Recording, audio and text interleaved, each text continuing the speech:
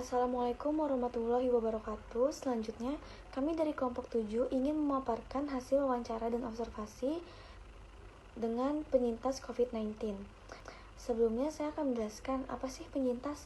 Penyintas merupakan kemampuan untuk bertahan hidup di dalam suatu kondisi atau keadaan.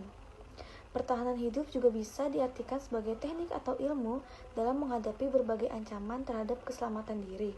Di kalangan penggiat kegiatan alam bebas, pertahanan hidup dimaknai sebagai kemampuan dan teknik bertahan terhadap kondisi yang membahayakan kelangsungan hidupnya yang terjadi di alam terbuka dengan mempergunakan perlengkapan seadanya. Seorang yang bertahan hidup disebut dengan penyintas. Selanjutnya, narasumber. Narasumber yang kami temui kali ini merupakan penyintas COVID-19, yaitu seorang wanita yang berumur 21 tahun yang saat ini sedang meneruskan pendidikannya di Universitas di Jakarta. Narasumber ini menjadi pasien yang berhasil sembuh dari COVID-19, sehingga saat ini ia disebut sebagai penyintas COVID-19. Selanjutnya, latar belakang narasumber. ML adalah inisial yang kami berikan untuk narasumber kami. Mengingat data dan privasi klien kami sangat penting, sehingga kami memutuskan untuk memakai inisial tersebut untuk narasumber kami. ML adalah seorang mahasiswa di salah satu perguruan tinggi di Jakarta. ML selalu berpergian selama pandemik berlangsung.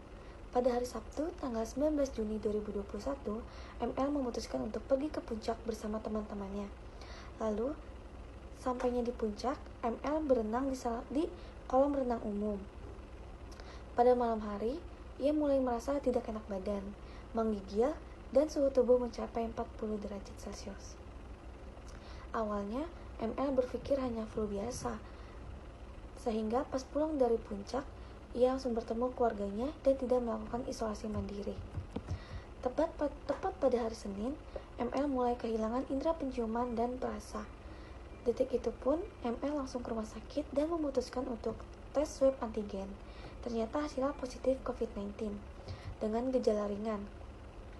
Dan seluruh keluarga ML yang berada di rumah tersebut memutuskan untuk swab antigen juga. Dan tidak disangka-sangka, virus tersebut sudah menular ke 3 kakaknya dan 1 keponakannya. Seiring berjalannya waktu, ML mengalami batuk yang disertai dengan sesak nafas yang tidak begitu berat. Tetapi, kakaknya yang berinisial NR mengalami gejala yang berat dikarenakan ia termasuk pasien komorbid. Dari situ, ML merasa menyesal karena telah membawa virus ke dalam rumahnya. ML juga merasa ia tidak mempunyai kepedulian kepada dirinya dan orang sekitar. ML mengatakan bahwa COVID itu memang nyata dan berbahaya. ML juga mengatakan kepada kelompok kami untuk selalu mengikuti protokol kesehatan dan mematuhi peraturan pemerintah. Selanjutnya adalah hasil wawancara. Berdasarkan hasil wawancara yang tim kelompok lakukan bersama narasumber, hasil observasi yang dapat kelompok simpulkan adalah sebagai berikut ini. Yang pertama, narasumber merasa menyesal karena tidak mematuhi peraturan pemerintah untuk stay at home. Lalu yang kedua, narasumber mengerti tentang resiko yang harus ia terima akibat terpapar virus COVID-19.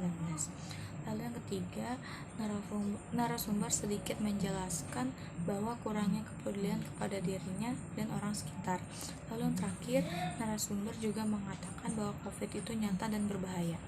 Permasalahan yang sering muncul. Pengalaman komunikasi yang ditemukan dalam penelitian ini adalah pengalaman yang tidak menyenangkan yang dialami oleh penyintas COVID-19.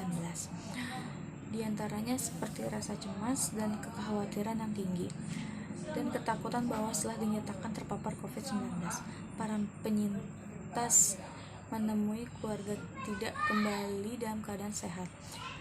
Sedangkan pengalaman komunikasi yang menyenangkan yang dirasakan oleh penyintas COVID-19 ini adalah berupa pengalaman beribadah menjadi lebih khusyuk dibanding sebelumnya. Assalamualaikum warahmatullahi wabarakatuh. Saya Khofifah Indah Ramadan akan melanjutkan penjelasan yang sudah sebelumnya dijelaskan oleh rekan kelompok. Nah, di sini saya akan menjelaskan tentang analisis kebutuhan. Nah, jadi salah satu kunci menjaga kesehatan tubuh itu adalah dengan memenuhi gizi secara seimbang. Namun untuk para penyintas COVID yang juga mereka yang mengalami long COVID-19 syndrome. Ternyata gizi seimbang saja tidak cukup. Seorang dokter spesialis gizi yaitu Diana F. Suganda mengatakan bahwa pasien yang sedang menjalani masa pemulihan dari COVID-19 ini justru harus menambah kalori. Nah, normalnya asupan kalori satu orang per hari sebanyak 1.500 hingga 1.700 kalori. Namun masa pemulihan ini mereka membutuhkan kalori lebih, yaitu sekitar tambahannya ya 600 sampai 700 kalori. Namun yang perlu diperhatikan lagi yaitu untuk para penyintas atau para long COVID syndrome yang mengalami long COVID syndrome harus tetap melakukan konsultasi rutin supaya mereka terbantu untuk menentukan tindakan yang tepat apabila gejala ini bertahan lama, karena WHO itu sendiri menyarankan untuk konsultasi karena sindrom pasca COVID ini akan bertahan lama dan akan berdampak pada kemampuan orang tersebut untuk kembali produktif. Nah, kemudian ada bagi penyintas yang sebelumnya telah mendapatkan vaksinasi lengkap, tidak perlu untuk melakukan vaksinasi ulang dikarenakan imunitas yang ada pada tubuh tersebut sudah lebih untuk melawan virus corona. Kemudian saya akan menjelaskan tentang potensi yang dapat dikembangkan. Nah, untuk membentuk potensi diri pada penyintas COVID-19 adalah dengan cara pola hidup yang lebih sehat, pola hidup yang lebih teratur, dan melakukan hal-hal produktif dan positif. Karena pola hidup sehat dan positif akan membentuk daya tahan tubuh yang kuat. Dan omong-omong tentang positif nih, biasanya kalau misalnya kita memikirkan sesuatu dengan positif, maka hasilnya akan positif juga. Ada cara penanganan konseling. Yang pertama itu melakukan asesmen. Asesmen yang dilaksanakan pada penyintas COVID-19 dapat menggunakan angket, wawancara, dan observasi. Dengan menggunakan asesmen tersebut dapat memudahkan proses asesmen karena tidak terlalu membebani penyintas COVID-19. Bahkan, asesmen dapat dilakukan tanpa disadari oleh narasumber. Lalu yang kedua ada memberikan layanan. Layanan yang diberikan bervariasi tergantung pada kepribadian narasumber. Pada narasumber aktif dan narasumber yang memberikan respon penolakan, konselor dapat memposisikan diri sebagai pendengar. Jika narasumber bersikap positif, konselor dapat memposisikan diri sebagai pendukung agar tetap produktif. Lalu yang terakhir ada melakukan monitoring. Monitoring harus tetap dilakukan agar konselor dapat memastikan perkembangan narasumber dan mencegah permasalahan yang dapat dialami narasumber. Ada pula layanan-layanan bimbingan yang tepat guna menangani pasien COVID-19, yaitu yang pertama layanan konseling individu. Layanan konseling individu ini merupakan salah satu layanan konseling yang diselenggarakan oleh seorang konselor terhadap klien dalam rangka pengentasan masalah pribadi klien. Dalam hal ini, klien yang dimaksud itu adalah penyintas COVID-19. Nah, layanan ini dilakukan untuk mengentaskan masalah psikologis klien. Melalui layanan ini, klien akan dibantu untuk terus dapat menerima diri dan mudah membaurkan diri di lingkungan, tidak merasa tersingkirkan di lingkungan klien. Nah, yang kedua itu adalah layanan informasi. Layanan informasi itu adalah kegiatan memberikan pemahaman diri konselor dari klien kepada sekitar tentang pengalaman klien untuk memberikan pemahaman bahwa virus yang tengah mewabah ini janganlah dijadikan beban pikiran, namun juga jangan disepelekan. Yang ketiga adalah layanan psikososial.